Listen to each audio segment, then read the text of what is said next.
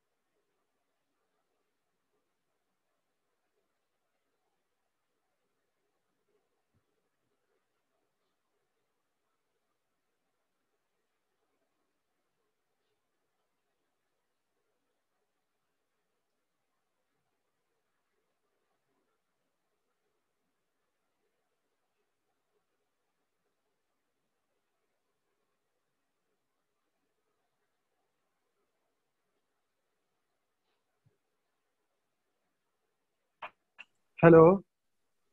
Hello, हाँ बताओ। Hello. हाँ बताओ हेलो। भाई। कौन है? विनय?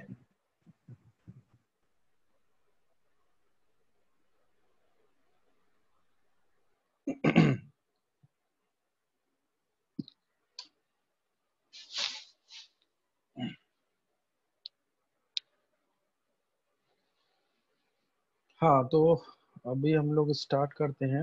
M I audible? हम्म।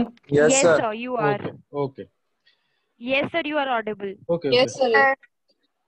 तो अभी हम लोग स्टार्ट करते हैं। सिस्टम थोड़ा सा हैंग हो रहा है, इस वजह से प्रॉब्लम हो रही है।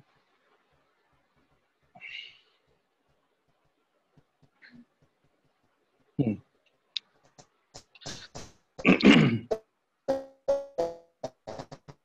मुझे लग रहा है मुझे कुछ प्रॉब्लम है। मैं वीडियो स्टॉप कर देता हूँ, इसकी वजह से शायद कुछ इशू बना। ठीक है।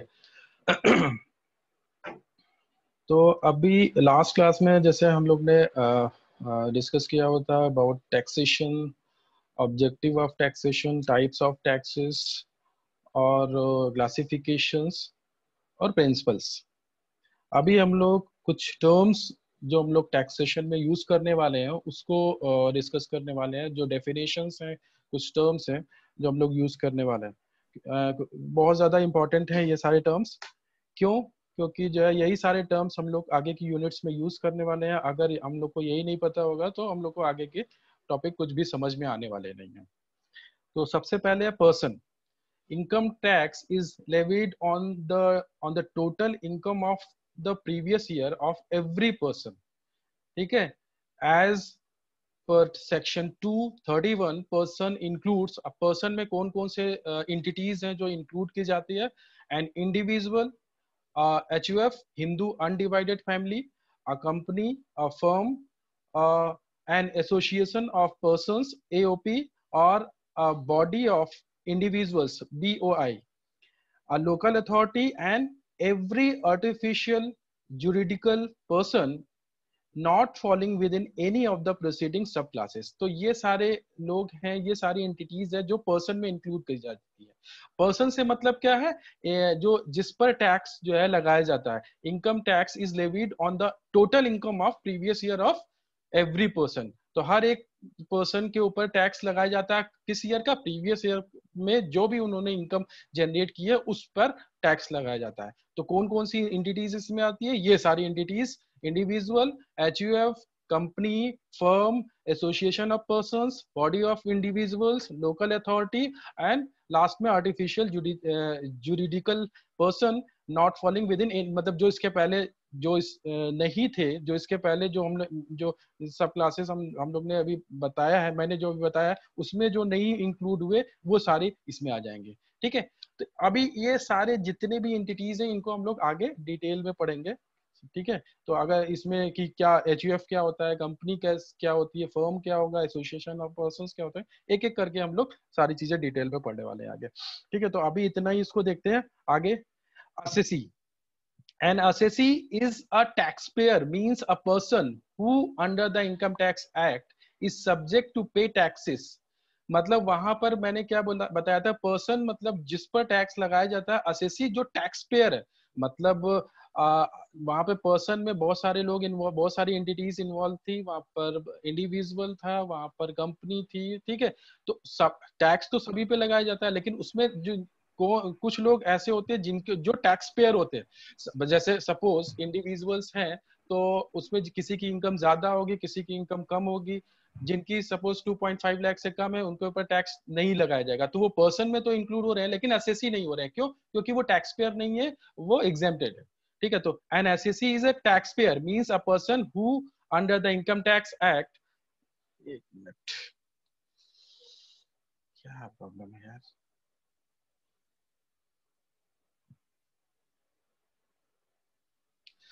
An SEC is a taxpayer, means a person who under the Income Tax Act is subject to pay Excuse me, tax। sir. Sir, second slide आपकी show नहीं हो रही है। नहीं शो रही है, इधर तो दिख रहा है मुझे। एक मिनट एक मिनट, सर आपकी सेकंड स्लाइड शो नहीं हो रही है।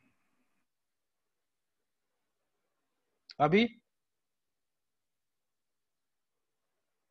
No sir. अभी अभी स्क्रीन पर No, क्या है? No sir. Sir, Only introduction slide is sir showing. Introduction Introduction slide. अच्छा, टैक्सेशन लॉ लेक्चर 2।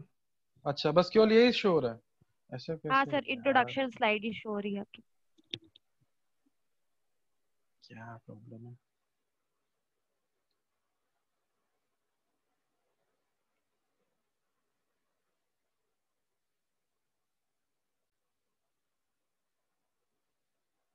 अभी अभी शो हो रही है? No, sir. सर अभी भी नहीं, नहीं नहीं सर।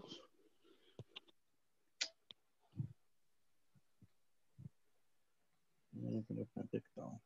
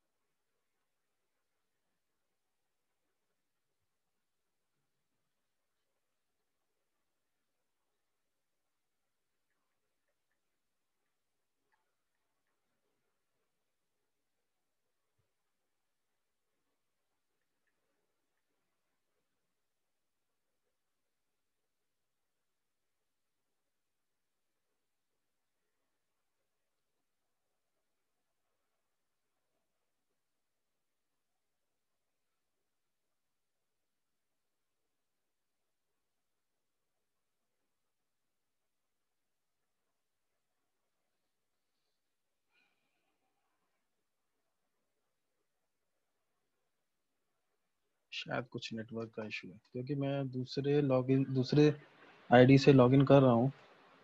अगर लॉगिन ही नहीं हो रहा है, नेटवर्क तो ठीक है बस, क्या प्रॉब्लम है। इसीलिए मुझे लगता है गूगल मीट बेटर ऑप्शन है, लेकिन क्या कर सकते हैं, उधर रिकॉर्ड नहीं यस होता। सर, गूगल मीट पे ही मीटिंग करनी बिल्कुल है। वो बेटर ये ऑप्शन है। Sir Google Meet. मैं पहले क्लास गूगल मीट पर ही लेता था, लेकिन उधर रिकॉर्ड नहीं होता, कॉलेज को रिकॉर्ड करना है क्या। जियो मीट सर पे अब सर हो हो रहा है जाएगा। सर जियो में रिकॉर्ड नहीं होता, जियो में भी रिकॉर्ड नहीं होता वो सब, उसके लिए सर आपका नेटवर्क पे करना बहुत होता है। इशू हो रहा है सर। अरे यार मेरा नेटवर्क तो इधर हेलो मुझे सही लग रहा है, ग्रीन है ये लाइट, इसका मतलब नेटवर्क तो सही है, क्या प्रॉब्लम है।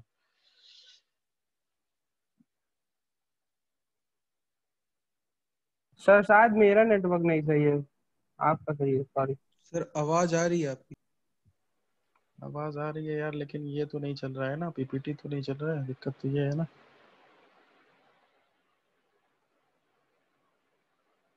हाँ वो शेयर नहीं हो रहा आपका। एक मिनट, मैं कोशिश करता हूँ पीपीटी इधर अगर मैं भेज दूँ तो, अगर मैं इधर शेयर कर दूँ पीपीटी पूरे यहाँ पर चैट बॉक्स में सभी को, तो शायद इधर फाइल तो कर सकते हैं। सर क्लासरूम पे शेयर कर दीजिए। यहाँ पर भी हो सकता है, कोई ऐसा कुछ प्रॉब्लम नहीं है, यहाँ पर भी हो सकता है शेयर।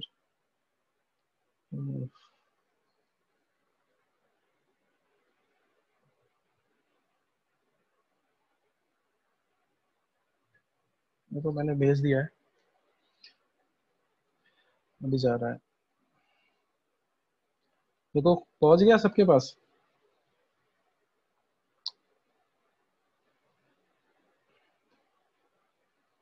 No sir. हाँ सर अब शो हो रहा है। यस सर अब शो हो रहा है, बट लेकिन टैक्सेशन लेक्चर 2। हाँ ये पीपीटी है जो चैट बॉक्स में है, सभी के पास मेरे ख्याल से पहुंच गया होगा। अभी अगर इधर से नहीं शो हो रहा है तो क्या कर सकते हैं, अब नेटवर्क है इशू, मुझे लग रहा है नेटवर्क है इशू, क्योंकि मैंने दूसरे आईडी से लॉगिन किया, उधर भी प्रॉब्लम हो रही है, तो इसका मतलब नेटवर्क का कुछ इशू है। असल में यहाँ पर बहुत ज्यादा बारिश हो रही है, मैं इधर हूँ, यहाँ पे नोएडा में हूँ, यहाँ पर तो बहुत ज्यादा बारिश हो रही है, तो इसी वजह से नेटवर्क का कुछ इशू है। सर यहाँ धूप निकली हुई। इधर तो नहीं है ना, प्रॉब्लम यही है।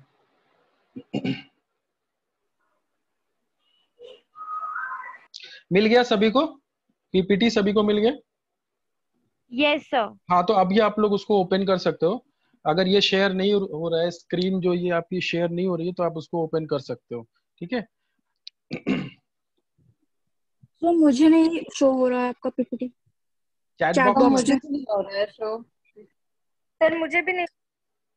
ओफो, नहीं दिख रहा है सर।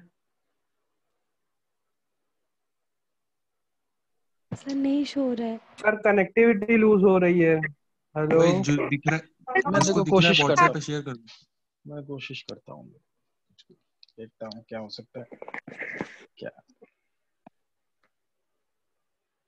सर ये आप पीडीएफ फॉर्म में क्लासरूम में शेयर कर दीजिएगा, हम लोग वहां से ले लेंगे, तब तक आप पढ़ा लीजिए ले अभी। तो लेंगे, लेकिन अभी देखना जरूरी है ना उसको, प्रॉब्लम ये है। ये सर देख के पढ़ने में ज्यादा समझ में आता है। क्योंकि अभी ये सारी चीजें तो आसान है, लेकिन आगे जो मैं पढ़ाने वाला हूँ, अगर वो शेयर नहीं होगा, अगर वो दिखेगा नहीं, तो फिर कुछ नहीं समझ में आने वाला। प्रॉब्लम ये है सर सर। आपकी आवाज भी नहीं जा रही है। ओफ। हेलो आवाज सर, आ रही है सर। आवाज वॉइस आ रही है। क्लियर। यस आवाज आ सर। रही है वॉइस क्लियर है। बिना कोई दिक्कत। यस एकदम सर। क्लियर है सर। एक मिनट में फिर से करता हूँ, देखता हूँ, कोशिश करता हूँ, फिर से ओपन करता हूँ, शायद आ जाए अभी।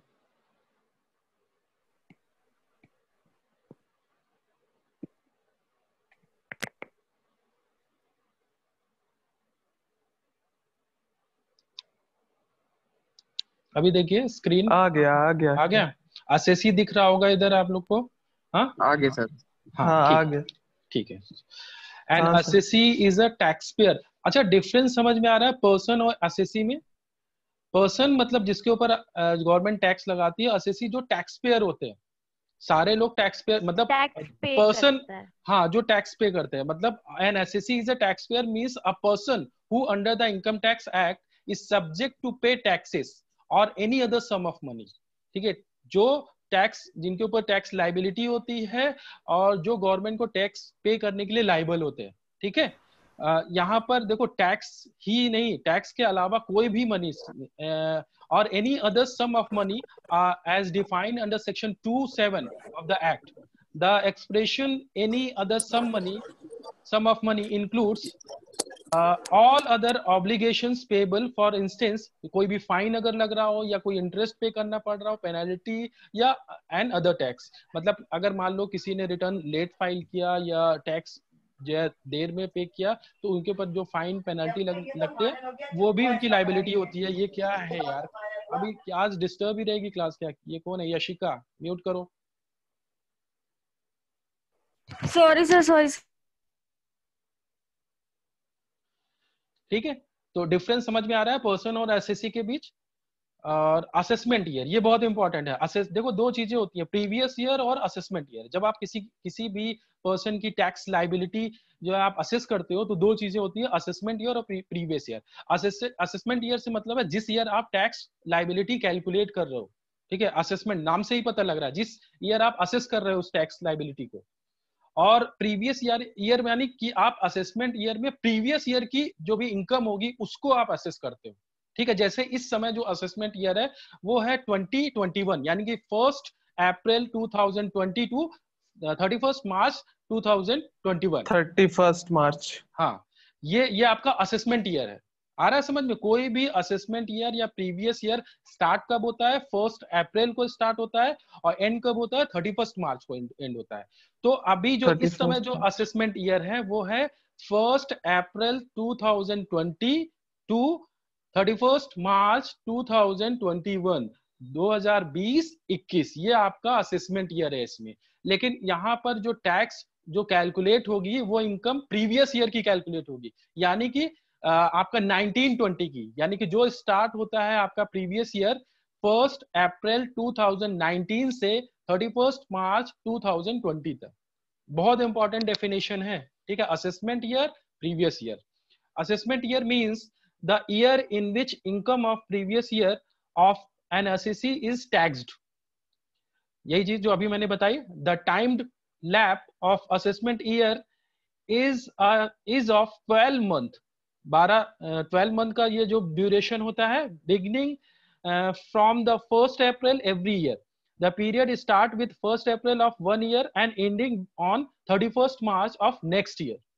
Assessment year is defined under section 29 of the Act. Clear है सभी को? Next. Yes sir. अभी ये स्क्रीन आप लोग को डिस्प्ले हो रही है प्रीवियस ईयर की? Yes sir, your screen is display on. Yes sir. ठीक है, ठीक है। इनकम यहाँ अभी मैंने पहले ही बता दिया, प्रीवियस ईयर से मतलब है जिस ईयर की इनकम पर आप टैक्स कैलकुलेट कर रहे हो। ठीक है, यानी इस समय जो प्रीवियस ईयर है वो है 2019 टू 20। यार कब तक तुम लोग आते रहोगे? Income earn during the year is taxable in the next year. The definition of previous year is given under section 3 of the act. Previous year is the year in which income is earned. Previous year is the financial year immediately preceding the relevant assessment year. Assessment year के तुरंत पहले वाला जो साल है उसको आप previous year बोलते हो। From 1989-90 onwards, every taxpayer is obliged to follow financial year April 1st of one year to March 31st of next year. ये अभी मैंने बताया, जो आपका फाइनेंशियल ईयर स्टार्ट होता है 1 अप्रैल से और एंड कब होता है? 31 मार्च से, as the previous year. For a newly setup business, अभी कोई नया बिजनेस है तो ऐसा तो कोई जरूरी है नहीं कि वो 1 अप्रैल को ही स्टार्ट करेंगे, हो सकता है वो मई में, जून में, जुलाई में, दिसंबर में स्टार्ट करें। तो उनके लिए क्या है? For a newly setup business or profession, the first previous year will be start from the day from which that business or profession has commenced। जिस डेट को उन्होंने स्टार्ट किया वहीं से आपका जो भी प्रीवियस ईयर है वो स्टार्ट होगा। But the period of ending will be remain the same 31st मार्च। यानी कि अगर 1 मार्च को भी बिजनेस स्टार्ट किया है तो वो पीरियड कब खत्म हो जाएगा, 31 मार्च को ही वो पीरियड जो आपका फाइनेंशियल ईयर है, प्रीवियस ईयर है, वो वहीं पर एंड हो जाएगा। क्लियर है?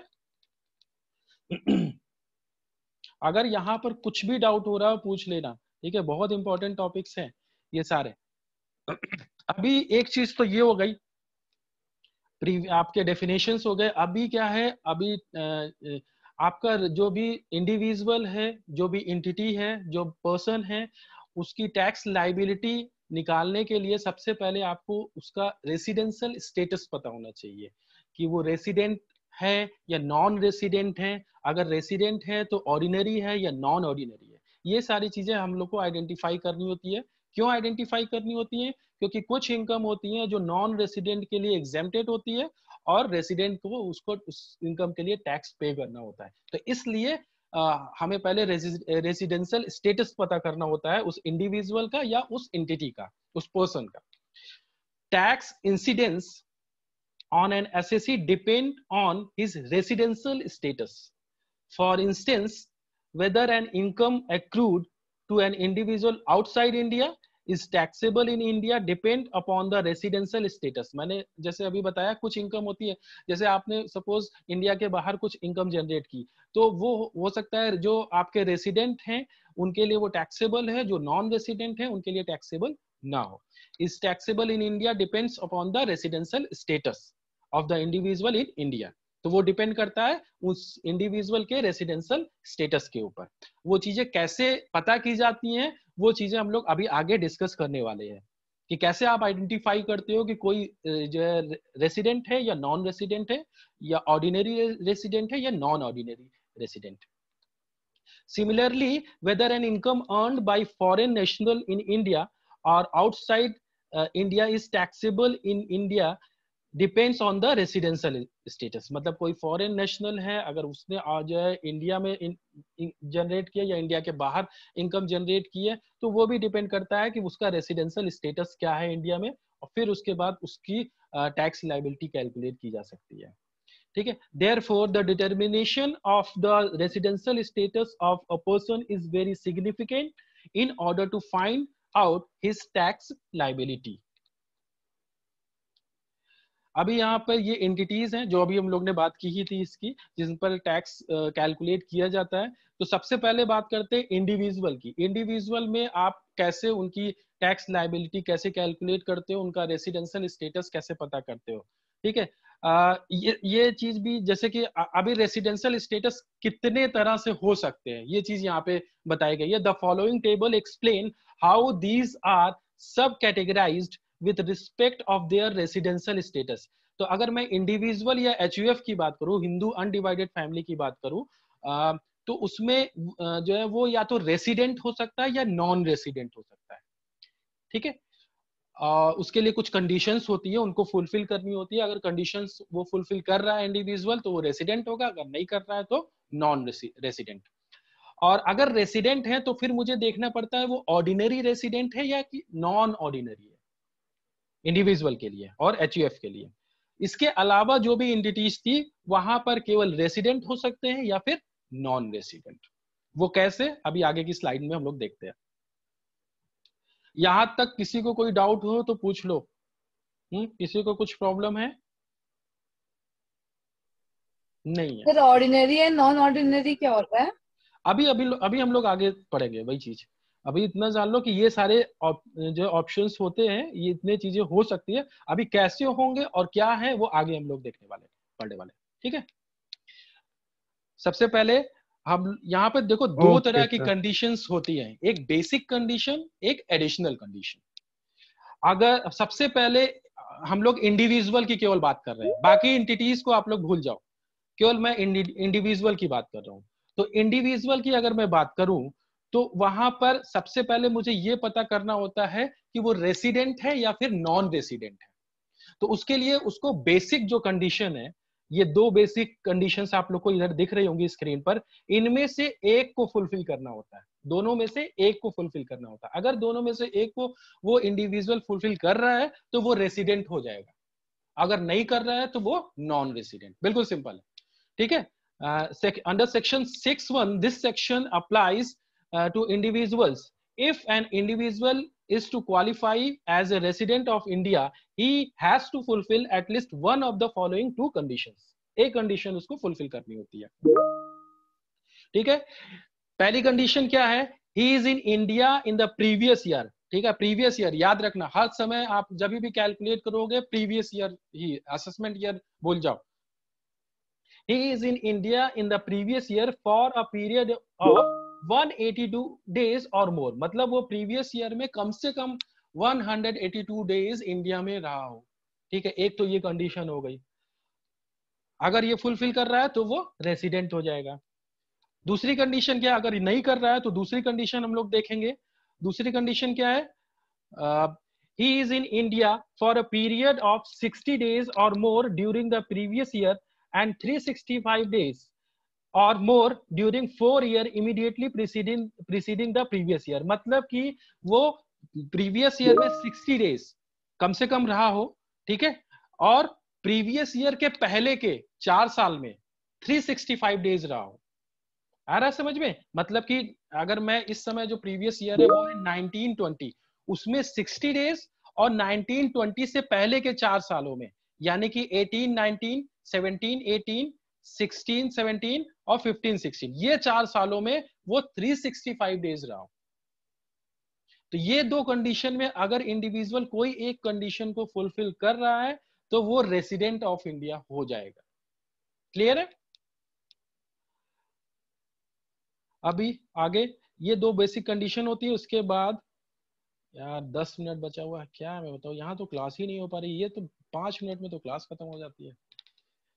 अभी it will be worthwhile to note the following propositions.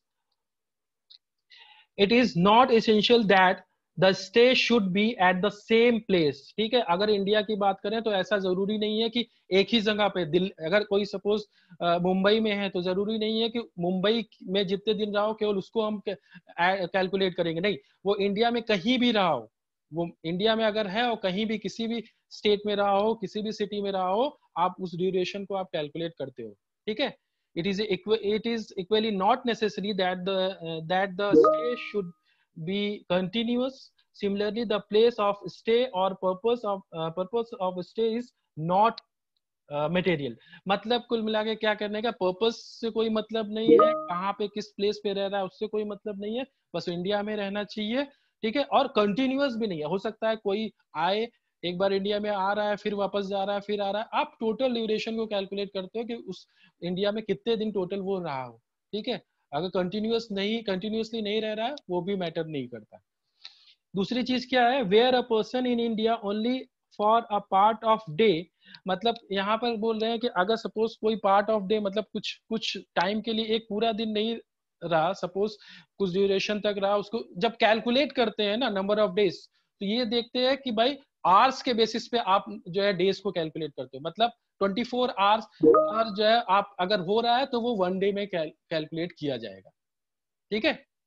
जैसे सपोज कोई 6 मंथ या सपोज कोई 15 डेज रहा और जो 15th जो 15वां दिन था उसमें केवल वो 12 आवर्स रहा, फिर वापस वो आया, फिर वो वापस जब आया तो वो भी आधे दिन के लिए, मतलब 12 आवर्स था, वो जो ड्यूरेशन था 12 आवर्स था, तो पहले का 12 आवर्स और बाद वाला 12 आवर्स वो ऐड किया जाएगा, वो 24 आवर्स हो जाएंगे और वो 1 डे में कैलकुलेट किया जाएगा, ठीक है। Important consideration, residential status of, एक बार कंडीशंस बता दीजिए। कंडीशंस, ठीक है, जो बेसिक कंडीशंस है वो दो हैं। He has been resident in India at least, sorry ये आगे लग रहा है, मैं पहुंच गया, ये हाँ ये बेसिक कंडीशंस हैं।